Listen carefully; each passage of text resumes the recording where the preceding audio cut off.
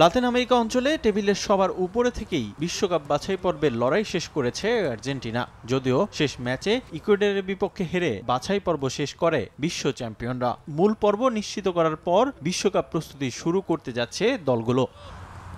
বিশ্বকাপ সামনে রেখে প্রীতি ম্যাচ দিয়ে নিজেদের শক্তিমত্তা যাচাই করবে মূল আসরে দলগুলো, যেখান থেকে চূড়ান্ত স্কোয়াড নির্বাচন করবে কোচরা। আসন্ন ফিফা উইন্ডোতে দুটি প্রীতি ম্যাচ খেলবে আর্জেন্টিনাও। এই দুটি ম্যাচের জন্য চমক রেখেই 28 সদস্যের দল ঘোষণা করেছেন কোচ লিওনেল স্কালোনি। প্রত্যাশিতভাবেই স্কোয়াডে রয়েছেন লিওনেল মেসি। স্কোয়াডে বেশিরভাগ ফুটবলার পরিচিত হলেও রয়েছে অপ্রত্যাশিত বেশ কয়েকটি চমক।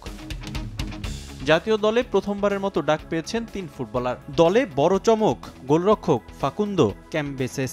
28 বছর বয়সী এই গোলরক্ষকের অভিষেকও হতে পারে এই দুই প্রীতি ম্যাচ দিয়ে। এছাড়া সেন্টার ব্যাক লাউতারো রিভেরো সুযোগ পেয়েছেন প্রথমবারের মতো। রিভার প্লেটে দারুণ পারফরমেন্সের কারণেই তাকে স্কোয়াডে সুযোগ করে দিয়েছেন স্কালোনি। নতুন আরও এক মুখ আনিভাল মোরেনো। এই মিডফিল্ডার খেলেন ব্রাজিলিয়ান ক্লাব পালমেইরাসে। গত বিশ্বকাপের স্কোয়াডে ডাক পেলেও অভিষেকের অপেক্ষায় থাকা ম্যানুয়েল লোপেজও আছেন ফিফা প্রীতি ম্যাচের স্কোয়াডে।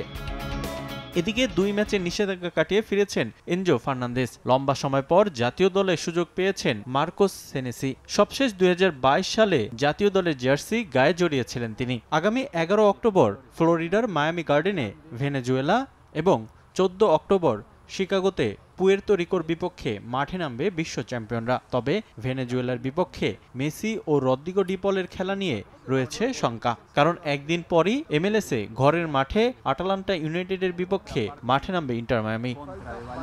রিফাতুল ইসলাম মিরন, সময় সংবাদ।